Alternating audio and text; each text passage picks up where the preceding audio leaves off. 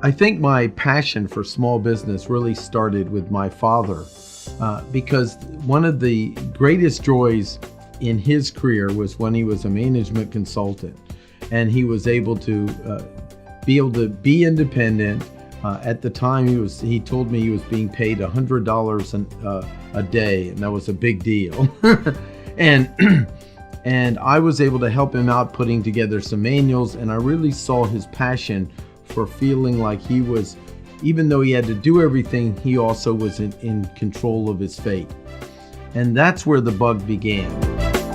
Then I got involved with IBM after working as a manager of Radio Shack.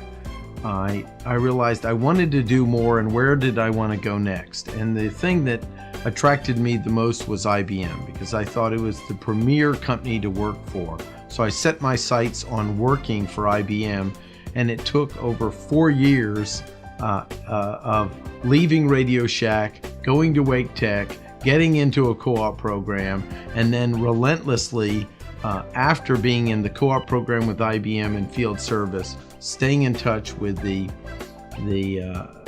field manager, Don Kate. And after 4 years of giving him updates almost every 6 months of what I was doing, and said, Don, I just want you to know I learned these new skills, so when you hire me at IBM, I'll be ready for you. He finally responded. He answered the phone one day. He says, Martin, I'm either going to have to hire you or call the police. There's just no other way about it. And I said, well, I was really upset. I said, Don, I really want to work there. I don't mean to be a burden to you, but I want to keep you updated. He says, no, I'm really calling you to give you a job. I want to bring you in on the project, and then I know where I'll place you later, because I've never seen someone so relentless to get into IBM. Well, fast forward 7 years later, I found out that the corporate world was not the right fit for me. I took one of their Myers-Briggs type test, and I remember them saying, notice these are all the indicators of 90% of the IBMers, and you personally do not overlap in any of the points. And I realized, my gosh, I don't fit into this environment. I'm really more of an independent thinker that works better on my own. So I thought, what would I do next? And I was studying neurolinguistic programming, and then helping with the class. And someone in the class said, you know, you have a gift for coaching, really guiding people and getting them what they want, both as a teacher and others. I looked into it and I went, this is interesting. And then I started pursuing it, and there really wasn't, in 1991, there really wasn't a coaching program available that I knew of. So I started looking for people who were making a living as a coach, and I found life coaches and business coaches, and I'd hire them to teach me the ropes of what were going on. And I noticed that my customers at IBM often said the greatest experience of working with me wasn't helping them with their problems on the job as far as the computers. It was the advice I gave them just talking to them. That was the validation that I might have a gift in hearing what people need to do next to move forward in their life, and also a real passion for helping people live their dreams. But if you're going to live your dreams, you have to make a good living, to support these dreams.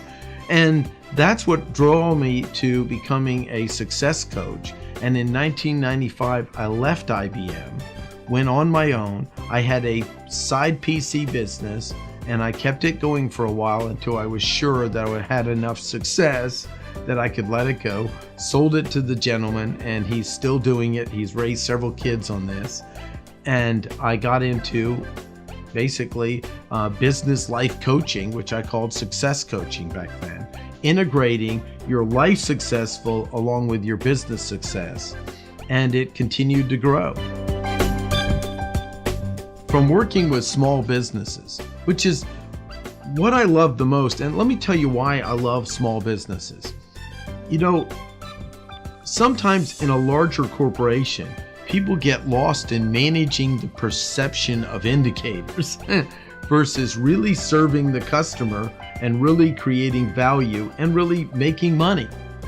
Well, if you've got an ice cream shop, you've got to deliver actually the ice cream. And you have to keep those people who come in the door happy enough that they'll want to come back and buy it from you again.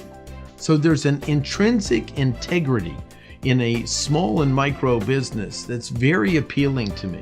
So it's almost like if you had a coffee shop and you weren't absolutely the best person, you're a good person, but not the best person. But if you don't deliver an honest cup of coffee and follow through with the integrity of taking care of your customers, you're out of business.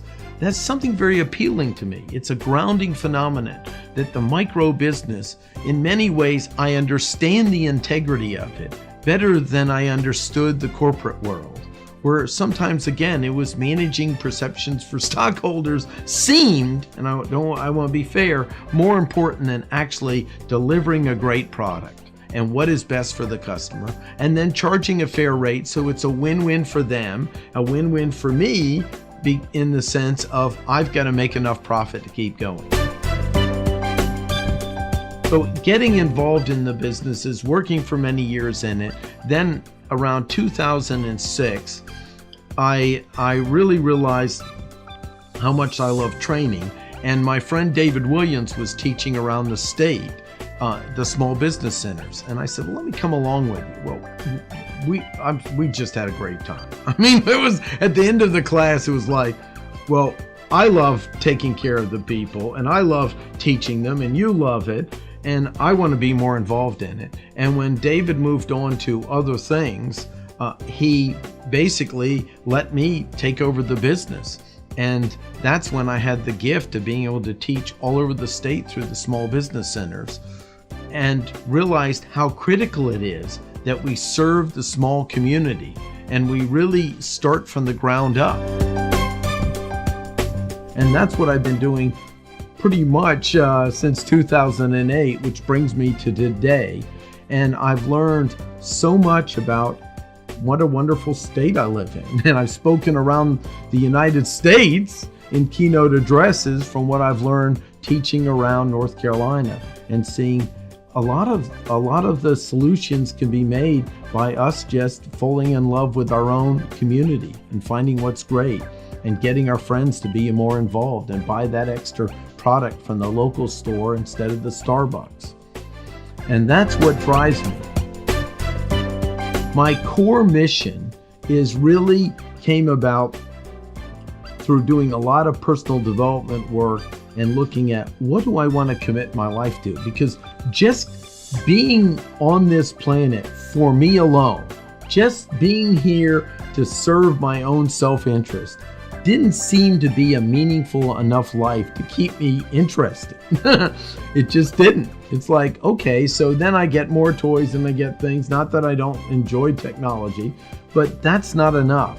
And that's when I really developed the mission that oversees all of my life, which is the mission for helping people live lives that they love, so that on their own deathbed, when they reflect back over their entire life, they're literally moved to tears by the life they lived.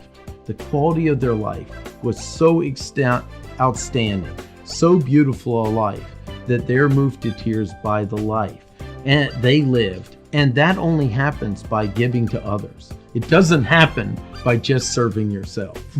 And that's the core mission of my life. And I implement it. I implement this through helping individuals, helping towns, helping businesses, helping communities, and having the gift of being part of their world.